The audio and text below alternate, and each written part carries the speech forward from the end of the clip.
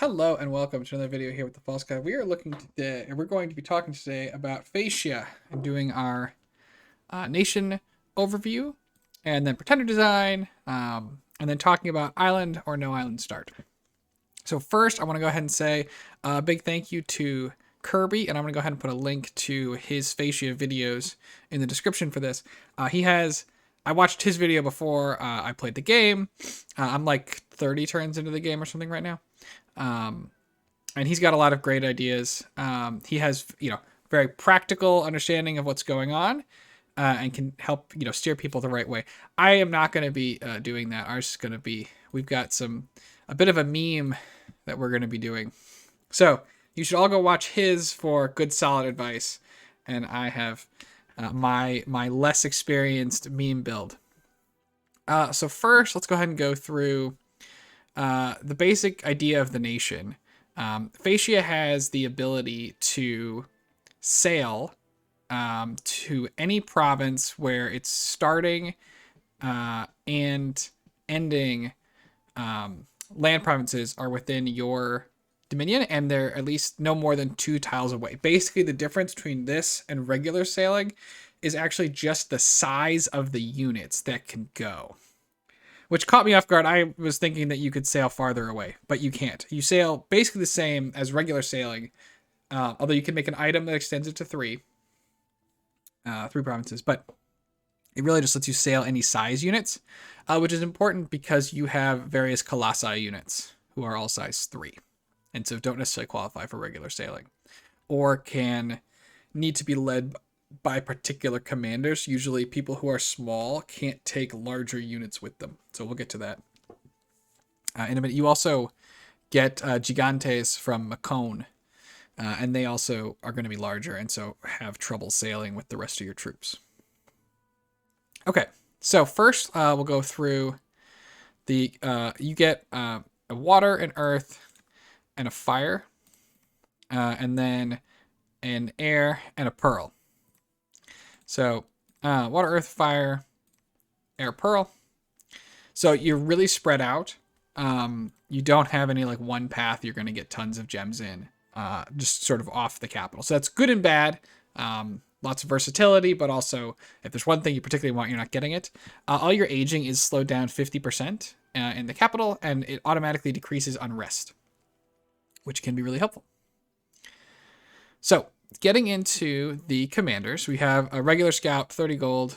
So I think I want to say that's 5 more gold than a scout you could find out in the world. But he's fine. He has regular sailing as well. And that's really important, right? Because you won't have your dominion everywhere at the beginning of the game. So it's more important on an island start.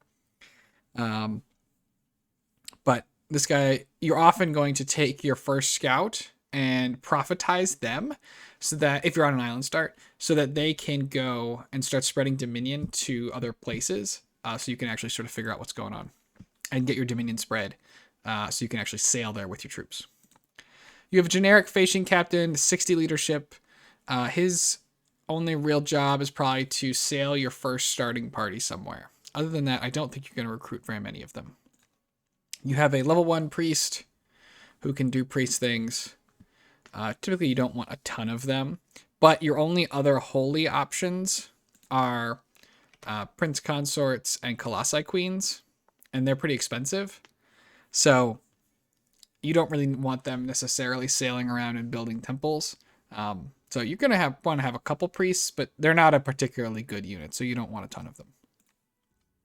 The mage pilot is 9 research for 80 gold. I think he's actually the same as the Baratos unit. And you remember how many of them we built?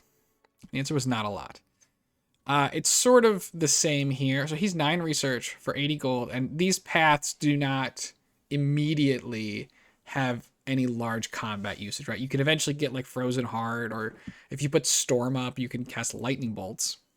But that's 80 gold for a mage that's really going to be a lab rat and produces 9 research. On the other hand, you could spend 125 gold to get a very diverse mage, these Colossi Weavers. So it's air, astral, and then one of an elemental or astral, who have 11 research. So they are not going to be as efficient pound for pound at researching. Right? Obviously, you're paying an extra 45 gold, so it's an extra, 50% for 2 more points of research. Obviously, in like drain, that would matter, or matter more. But they also have a forge bonus, which is nice. So you only have so many units forging. But these guys are all combat capable, right? Because they have astral, you could take any of these into a communion. So you're gonna be able to cast all your good spells. You need all these elemental pass to do various things. Even without communions, the air 2s can jump right into thunder striking when you put storm up.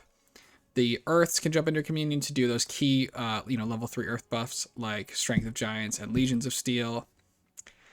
You probably don't need big water early, but if you needed it, it's there.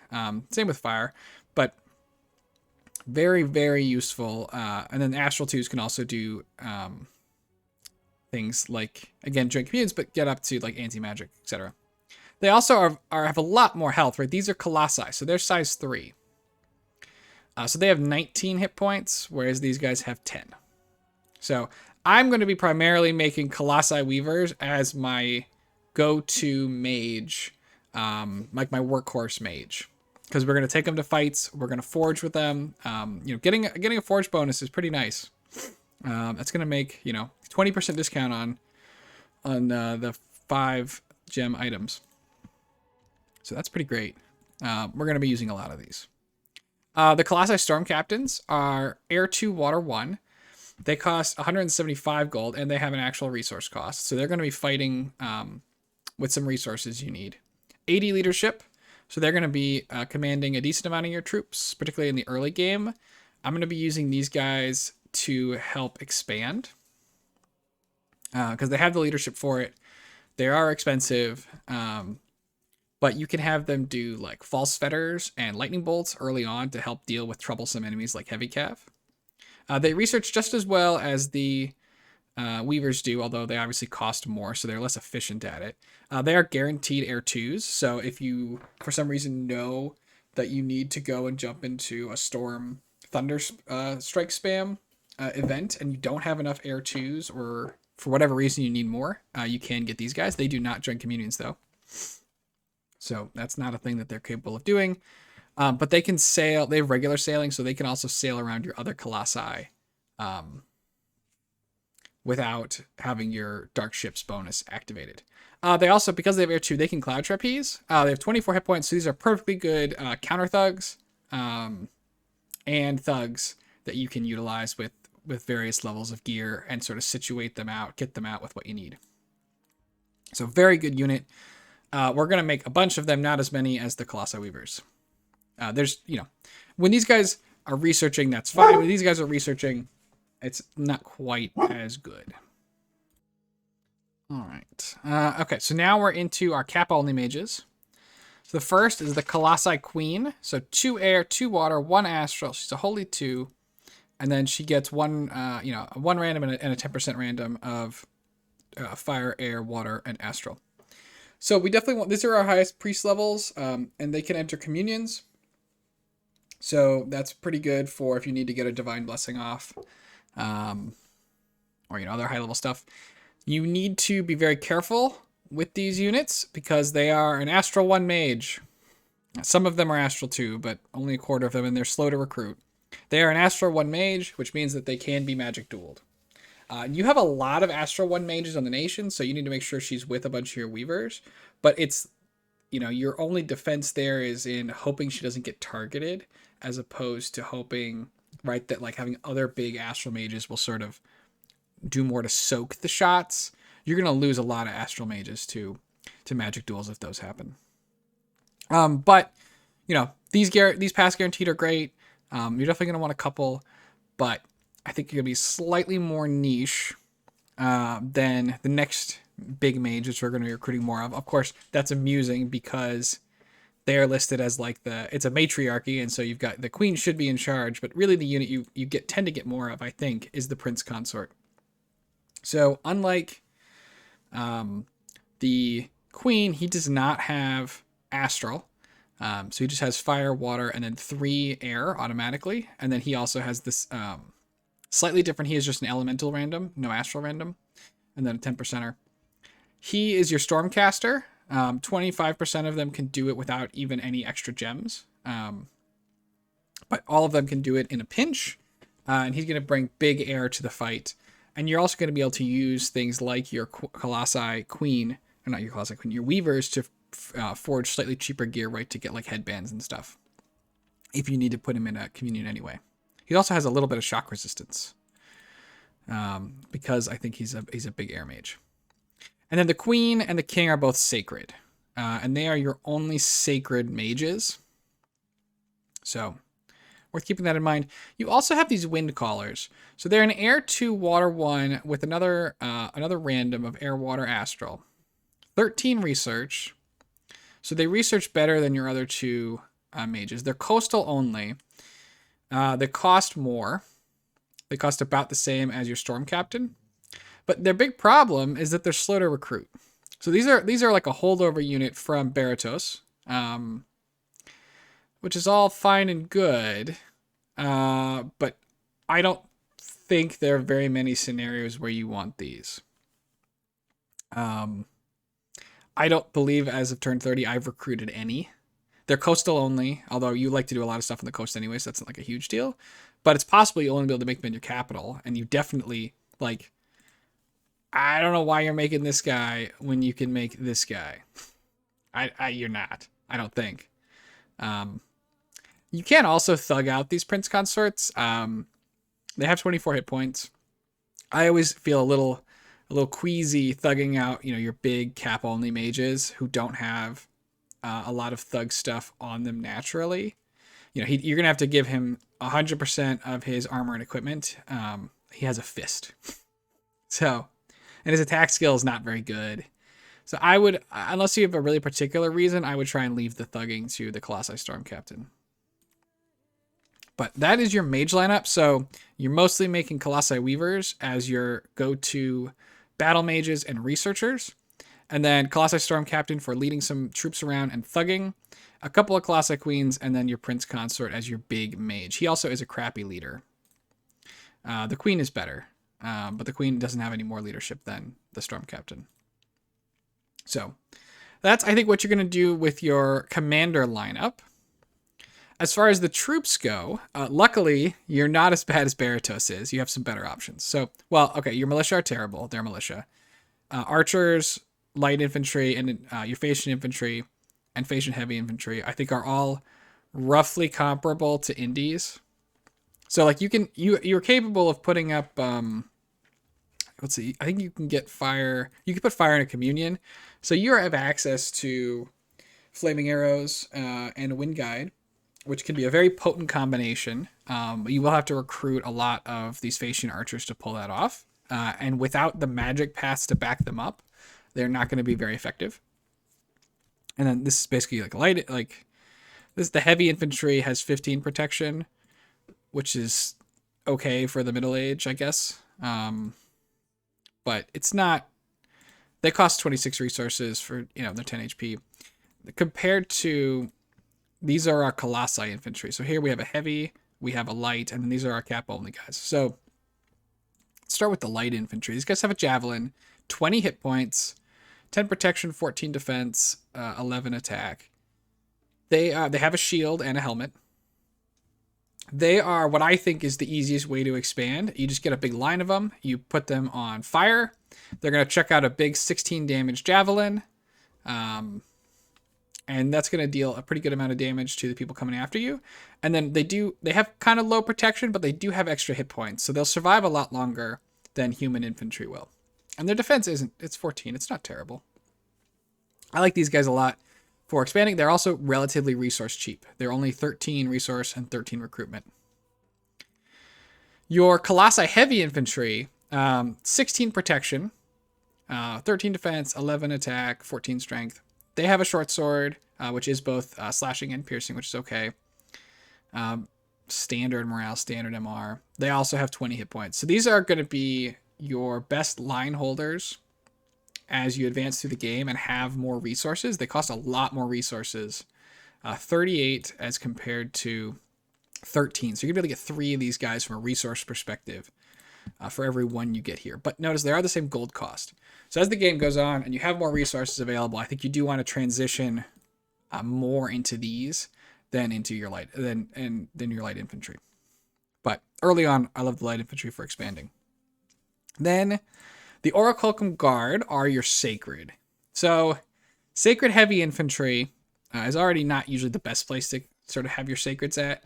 They've got more HP, they've got more protection. Like they're obviously a stronger unit than the rest of your guys. But they cost twice as much from a gold perspective. They cost even more from a resource perspective, and they're cap only. Of course. Given that it is difficult, it's your only sacred, and you don't have a lot of easily summoned sacreds either, it is difficult to come up with a bless that, or difficult to justify, I think, a bless for the Orichalcum Guard. They are good bodyguards, so you do want some of them if assassinations are going to be a thing or available to the nations you're against. They have a magic weapon, so they'll be quite good at helping to protect your key mages. So you want some, but you don't want too many, and you're not going to be able to really recruit them in numbers large enough to, I think, justify a bless. So we're mostly going to ignore these guys, but we'll have a handful for like bodyguard duty on key mages. So those are the units. As far as, I guess we can jump into a test game, and I'll show you the spells real quick. Let's see, Phaeacia. Yes, that's all well and good. We won't look at the god just yet. We'll look at the rest of the nation, and then we'll jump into the god and what I'm doing. And what you know. Again, Kirby's video has a huge, big list of a lot of very reasonable gods. You should look at that. I'm really going to only be talking about what I sort of considered. In terms of unique spells, you have access to a couple in Conjuration. You have Pride of Lions, not a good spell. I don't think you're probably going to end up casting that very often. Hound of Twilight, you can make these. They're okay. They're going to give you this Hound thing. I guess, okay, here's what we really should do. I'm just going to pause, and then I'll make sure to get it actually set up so you can see the units. Okay, we're back. Okay, so I think I've summoned up all the items. Well, I've foraged all the items and summoned up all the troops that are available to you through summons. So first, the Hound of Twilight, 55 HP, fear, poison resistance, kind of low protection and defense. He's got a ghost rending bite, so he's good against the undead. I guess he's like a guard of the underworld. For 4 gems, I think, this is a fine unit. You can definitely look to send out there. You need to make sure he's supported, obviously. At 12 protection and 9 defense, he's going to die really fast. But if you can buff him up, magic attacks, good against undead, can have lots of key uses. An extra tail attack, so 3 attacks total with poison and fear. So he's also unsurroundable and has spirit sight. So that's a neat unit. And again, I believe that's a whopping 4 of. I have the thing on, so that's kind of goofy looking here, but yeah, he's only 4 gems. Now he's Earth and Death, which you don't have access to. So you need to find a mage who's gonna do this. Excuse me. You're gonna need to find a mage who's gonna do this for you, or have your god do it. And I don't think that they're really worth your god turns very often. But if you get a mage that has access to these paths and you have a lot of Earth gems, I think that this is a reasonable unit. Next up, let's look at the Hesperide. So this is a really great unit. I guess we didn't really look at how much they cost. It's probably good. So 35 fire gems, and it's Fire 3, Astral 1. So that's another path set that you do not have available in your nation. But Hesperides are probably worth you considering having your god be able to get you into. So 35 gems for this mage. It is an 8-path mage plus holy. Now they're small, right? They're only 15 HP, 0 protection, 10 defense. So they're very fragile, but they have good MR. They have some leadership if you need them for that, but they are fire, astral, and nature. So they can, once you have one, they can summon more themselves. These are some cross paths you don't have access to, and in fact, nature. This is your only way to get nature. And then because it has astral with it, right, this gets you into as much nature as you can sort of stomach from a communion to sort of get that all going. You can also forge a Thistle Mace to go right up to nature 3 if you need to do it that way too.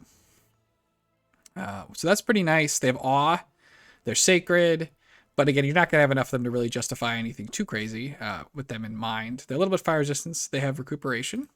They're a disease healer, which is great.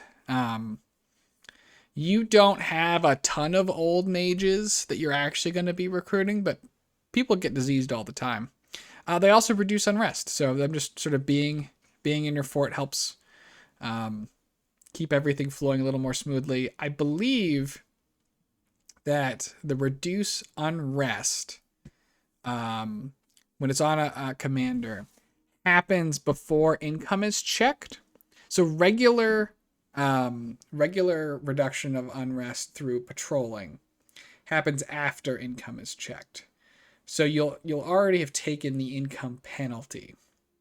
But I think this happens before it, so you'll be able to sort of help squeeze out some extra gold. So these are great mages. They can do a lot of great stuff for you. Cross paths you don't have, a whole path of magic you don't have. You're going to want to get a bunch of them. But again, you need to take into account these guys when you're doing pretender generation, because you don't have these paths available natively. And that is the only commander summon I believe you get. But the other units are Pride of Lions. You have no nature, and lions are not good, so that was easy enough to skip, but I made them anyway. Bind Cares. Because you're a Greek nation, right? You get a lot of these. So these are in ethereal, invisible units with Ghost Rending Claws. They've got Fear again. I guess let's go check their cost. 12 Death Gems for 2 of them. 3 of them, sorry.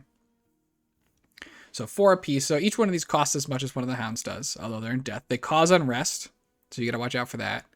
They're demons. As far as units go, they're fine. You probably need a good reason to use them. I don't think I would just be spamming them out. But what's really useful, and why you might consider making them or making more of them, is that if you can put a... where is my spell? If you Gift of Reason them, you get access to a Blood and Death Mage. So, obviously, you don't have Blood or Death, which, also, again, makes it hard to actually cast them to start with without the Death, because they are... are they Death 2, Death 3? They're Death 2. So almost, if you can find an indie, you might be able to either empower into it or trade for a Skull Staff or find a Skull Staff or something, which could get you into this. But another one you'd have to keep it on your, otherwise, another spell that you have to keep in mind when you're designing your Pretender if you want access to. But once you have a Death Blood Mage, they can do small blood hunting operations. I would say, though, that given the cost, right, each one of these to be a blood hunter costs you 24 gems at best, because you need the 12 death gems split over the 3 of them, and then 20 nature gems to do Gift of Reason. And you don't have a ton of nature, right? You're probably not gonna have a lot of nature really going unless you get lucky with indies, which it's the middle age, so you might, there's some nature mages running around, but certainly fewer than the early age, or until you get Hesperides online. And I would say Hesperides take a greater precedent over these guys from a Pretender design perspective. So you're probably not going to have tons of nature gems or tons of death gems to be pumping out a lot of these. They're also mage turn inefficient, yada, yada, yada. So I would say that you are much more likely to use them with a small blood hunting operation in a very supplemental way. I don't think you can expect to take these guys and become a blood power very often. The game has to go really long, and even there, what you're probably doing is trying to find some way to get vampires instead.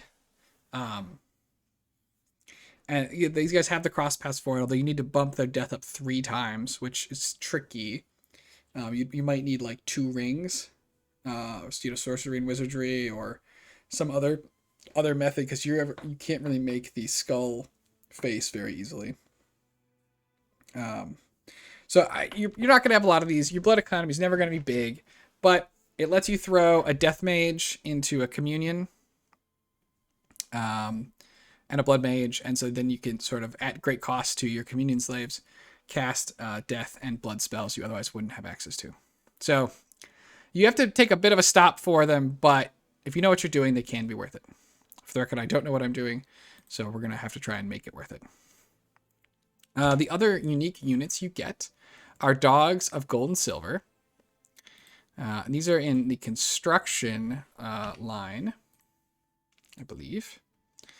They cost 7, so 3.5 each. While we're here, Brass Bowl is 30 and Ladon is 5. And again, you do have access to these paths. You do obviously have access to this path. You do not have access to the Brass Bowl natively very easily. Anyway, you can get the cross path, but it's tougher. Anyway, they are poor amphibians. They're resistant to damage. Lots of resistant to just about everything. MR, inanimate, mindless critters. They're bodyguards as well. They are 25 protection. So they're pretty good at like standing in front of stuff and not dying, right? 25 protection, resistant to all this stuff, mindless. They will stand around and not die. They're not going to kill anything either, right? 12 attack or 15 damage. They're not going to kill anything. But they're going to stand around, helping to shore up a front line. And the Dog of Gold, I think, is very similar. His bite deals more damage, but he's a lower attack, it looks like. I'm not sure if there's any other differences that are relevant. But they're okay. I think that they're a little expensive. I think you need a lot of gems before you want to invest too much in these guys, because you're only going to get 2 per cast. So it's going to take a very long time to really sort of fill up a line. You could maybe consider, if you had a handful of them, putting them on the wings so you don't get enveloped. Something like that, maybe. Ladon, the Draken, yeah, you can only ever have 1. If he dies, he dies. No resummoning. He's a big, giant worm. Lots of HP. He's big. He's good protection. Terrible defense. He regens 20%. He's got fear. He's glutton. He's a giant monster. And so he's good at giant monster things, and he's bad at, surviving getting soul slayed. It's going to be hard to bring him to a fight where you don't have anti-magic. 18 MR is good, but it is not soul slay proof, particularly when people put their soul slays in big communions or have penetration items. So if you go against an Astral Nation, I would expect him to get soul slayed to death. But even if you don't, he absolutely can be surrounded and hacked down. Although he is unsurroundable, but he can still be surrounded. So he's neat. He's a cool addition. The more relevant thing, though, and he's expensive, I think. Yeah, I take it back. He's not expensive at all. He's only 15 fire gems. You do need a Hesperide to cast him. But the cooler thing that he allows you to do is that once he is in play, you get apples. Let's try and skip one turn. I can't remember if you have to make apples or you get apples. But there's some way to get apples. Where are my apples? Which give like unaging, or I think give more life. I don't know where the apples are. I'd have to check, but there's some way to get extra apples as long as he's not guarding the golden apple tree. But again, unless you've picked up outside mages that are old is probably not super relevant to you, but it's cool. Then the Brass Bull, you have the paths for it, but only if you do a lot of items that you don't have the paths for. So he's tough to make. He's expensive. He's a big monster. He kills you. Oh no, he's never healing. I don't particularly think that he's very worth it. 25 protection. Yeah, he's kind of like a bigger dog of gold and silver, but he costs a lot more.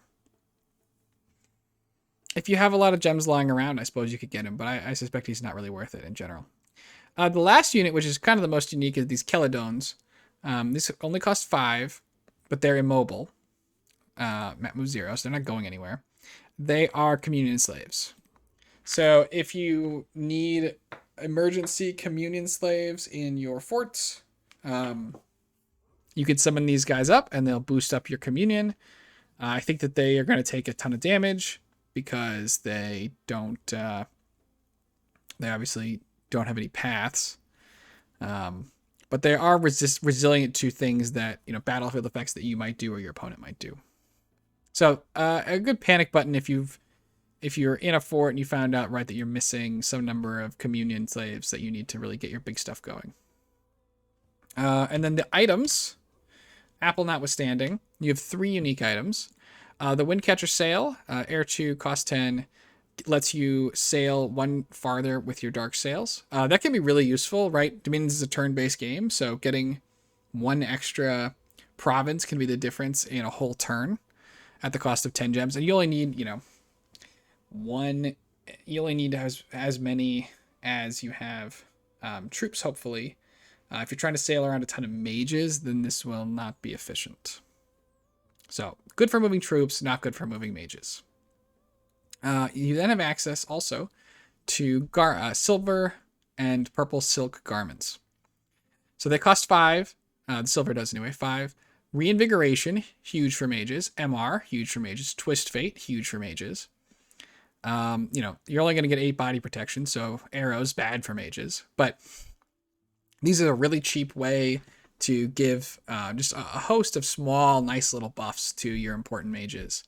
You can just slap these on a bunch of different key mages. Very worth it. And then the purple ones cost the same amount total, but they cost astral and water. All of these are easily made by your weavers, by the way. So at default, right, they're probably going to cost only 4 instead of 5. But these have defense, MR, and twist fate. I think, and these are all the way up. I think this is construction 6. Whereas the other one is construction... Oh, no, I'm sorry. Yeah, purple, that makes more sense. Purple is construction 2, and then the more powerful silver is construction 6. Reinvigoration and 2 MR and Twist Fate is, I think, almost certainly better than having 2 defense. For the most part, your defense is going to be so bad that 2 extra doesn't matter, but the MR can help, and the Twist Fate helps block some stuff off. I don't know that you're going to make a ton of the purple ones, but I think that the silver ones are very excellent. Okay, so those are, we've been through the summons, the items. Let's go talk about Pretender creation and the Pretender that I've got. Oops, middle age. Actually, we're just going to load the Pretender I have because I can't remember it. Exactly. Let's see how many different Pretenders I tried. Oh, I tried a lot. So I consider a lot of these are going to be kind of similar. This is a very high scales build, right? Obviously almost perfect except magic and a little bit of heat. Reinvigoration, arcane finesse, minor magic. This is a god that's not doing very much for you. It's going to forge rings and crystal gear, but this is mostly just a scales god. And then your reinvigoration is really only going to be helping your sacred mages. And arcane finesse helps them as well. Arcane finesse, kind of interesting, but a lot of the spells your big mages and your sacred mages are going to cast are actually going to be elemental, and so they just don't benefit as much from arcane finesse. But maybe Farcaster could be better. But yeah, so there's that statue. This is another statue. This one adds fire so that I would be able to get the Hesperides. Morale and fire resistance. I switched to Farcaster. This one has a lot more magic and a lot worse order. I think that for the most part, you can get away with not having very much order, especially your capital is going to go ahead and reduce unrest for you automatically. But you do want a lot of production.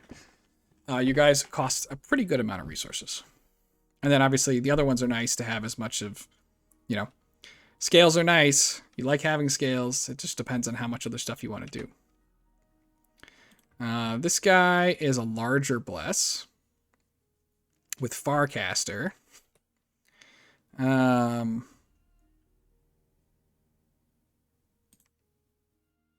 This is close to what we end up going with, but I think we can jump down. I also looked at, this is a trio, or a trinity.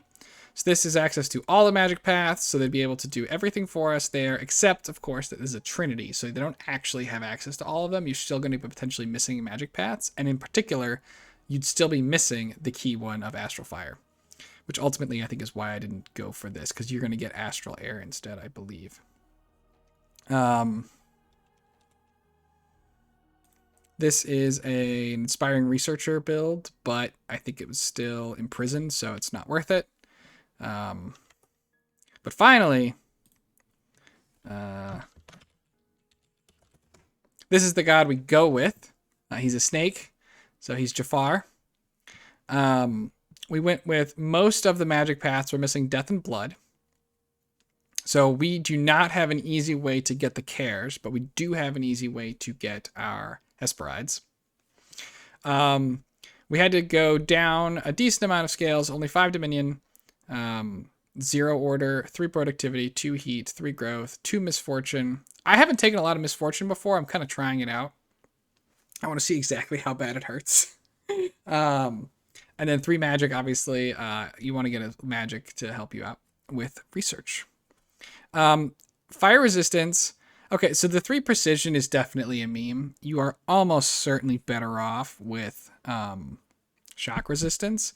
But I wanted to go precision, larger, Farcaster. So we're going to have some turbo powerful princes that can do a lot of good stuff. They're going to be more accurate. They're going to shoot farther. They're going to take more damage. They've got some of the key resistances, and we have a lot of air mages, right? We can put up air defenses, air resistances as needed, or forge them, or whatever. A little bit of poison resistance, just, for spice. The other really cool thing is, so he can obviously forge most things. He can help us to easily forge a elemental staff, because our quarter of our princes, right, are going to be Air Force, so they can make the air helmet. So you just put the air helmet on this guy. He has full slots when he's a human. You just put the air helmet on this guy, and then he'll have the ability to make the elemental staff. He has enough that he can make crystal gear, and then get into the rings to help you get full diversity.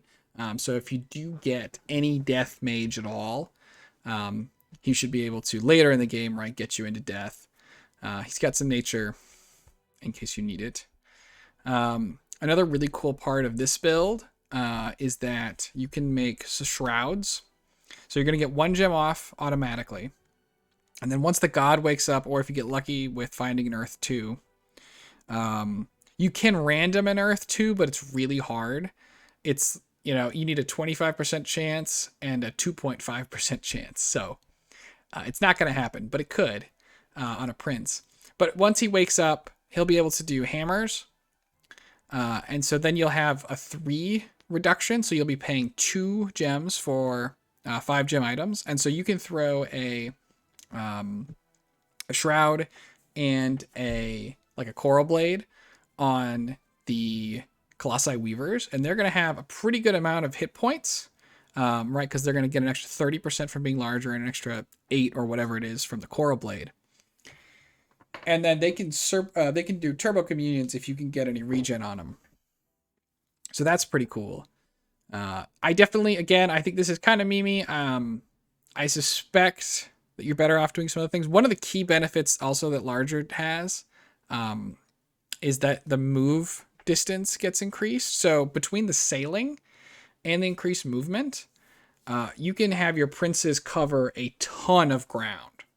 And again, like I mentioned earlier, right, saving time in dominions is worth a lot. So this is what we're going with from a god perspective. He's not going to help us early.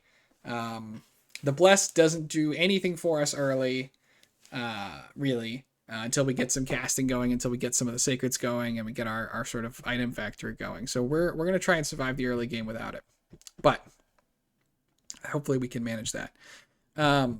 This is our god. Now the last thing to discuss is, and I guess we can probably no, we won't look at the turns yet. The last thing to discuss for Phaeacia is island or no island.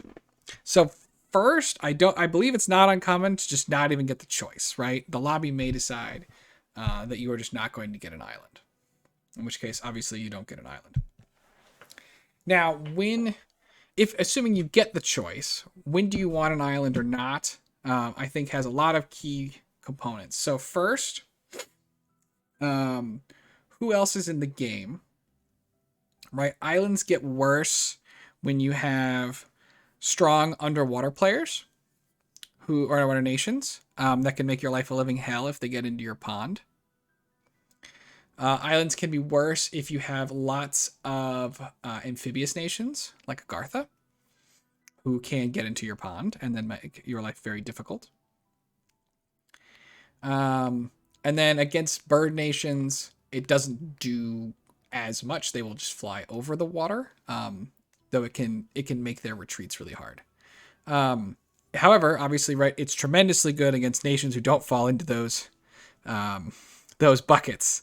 They will have extreme difficulty getting to you, and you get to play kind of like a water nation yourself, just in that it's very one-sided aggression is possible. Also, when you do the island start, you get a bonus site, which gives you a ton of resources right away and a ton of extra gold. It sort of acts like you've already cleared your cap circle. And what that does, right, is lets you put out larger parties right away, in terms of sort of getting those going for expansion. You have more resources. It also tends to play very well with like Trade Wind, which you can cast just natively on your princes. That's an extra 25% bonus income for spending essentially just 1 air gem a turn. And that's, often that spell may not be worth it unless you have a capital that is coastal. But for you, obviously it has to be coastal just to cast it, but capitals, at least in the early age and maybe the middle age, you're unlikely to find tons of provinces where I think it's super worth it, although there are some. But your capital is worth a huge amount. And the extra gold, I believe, stacks. So you're able to generate a much larger amount of gold than you would typically be able to out of that spell to help a lot. You tend to have a lot more gold early that you can spend, even sort of compared to other nations, because you're going to be resource constrained even with all your bonuses. And that helps you do things like get mercenaries if there are any good mercenaries, and helps you expand that way. So I think another consideration for island, no island is how strong you think you are versus the other players. So like if I was going into the Lucids tournament, that's happening, obviously one of them's happening now, but like for me, it'd be later this year to try out for the first time. If I think that I am a weaker player, I think that the island start is higher variance. And being higher variance is better the worse or the bigger the skill difference is between you and your neighbors, right? So if I'm against, it's everybody who's intermediate up could be in the same game, right? If Arco or Sai or say anybody, right, is in my tournament game, right, I am very likely to lose to them on the merits, right? Extremely likely. Let's go beyond very likely. Extremely likely to lose to them on the merits. But if I'm on an island, that means that if I don't spawn near the water nations or don't spawn near the the amphibious nations, I may have a chance to sort of be on the right side of that variance and put myself in a strong enough position to compete. Again, I'm going to lose to those people anyway, but still, it would be less off. So I think that if you're worse, it's a higher variance strategy, and higher variance strategies can work or can have their place. So the game I'm playing in, I believe the players are. It's a smaller game. I believe we have. These are essentially the ones that are relevant to the island start, island or no island. We have a Agartha, Yes, a Pelagia, I think there's a Nazca and a Calum. And I want to say those are the nations that have immediate access to flyers, underwater, or amphibious units. It's like a 9-player game. So that's a decent... Is it a 9-player? Maybe it's a 12-player game. Yeah, I think it's a 12-player game.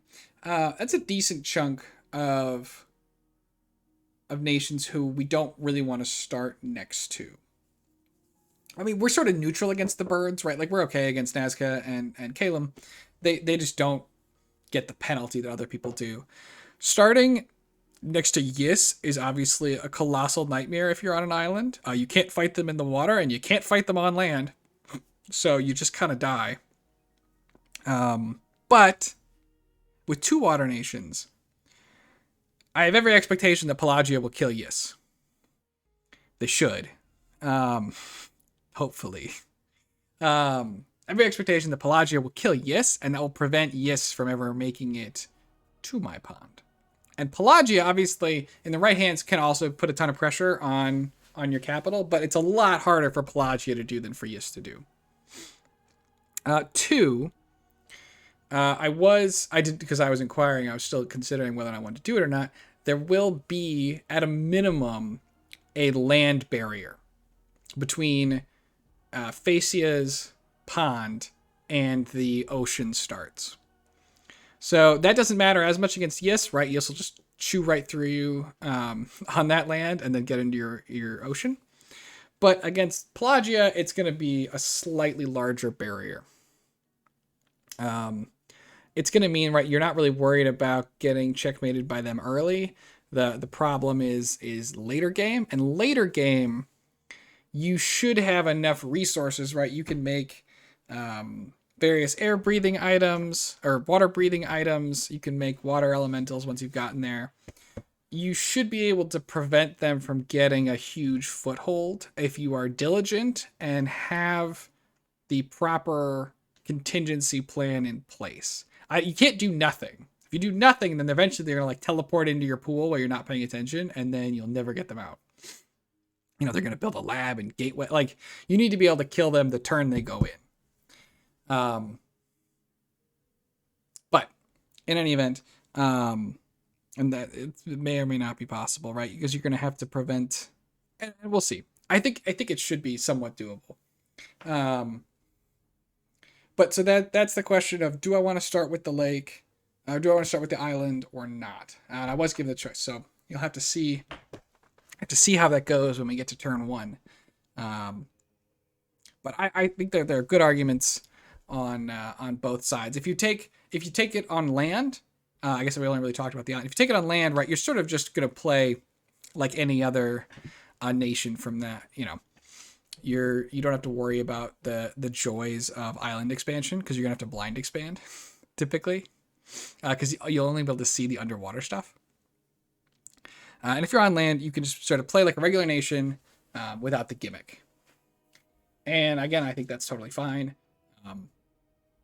It's going to be lower variance, so if you expect to be better than your opponents, or on par, then I think that it works better. But this is going to be my first intermediate game as we're playing. This Phaeacia is going to be in, so we'll see which way we go. But yeah, so that's Phaeacia from my perspective. Again, everyone should check out Kirby's video. He goes into more depth and has a better understanding. He's played the nation, I think, a bunch of times. I think it's a favorite of his. I've played it for 30 turns and watched his video and badly synthesized it. So be sure to check that out. Again, it should be down in the description. And hope everybody enjoys this series. We're gonna, we're trying to pick up right where we left off with Baratos and just sail our way through to a victory. So, thanks everybody for joining me. I will see you all when the game starts, or when the turns start going up. So, have a nice day.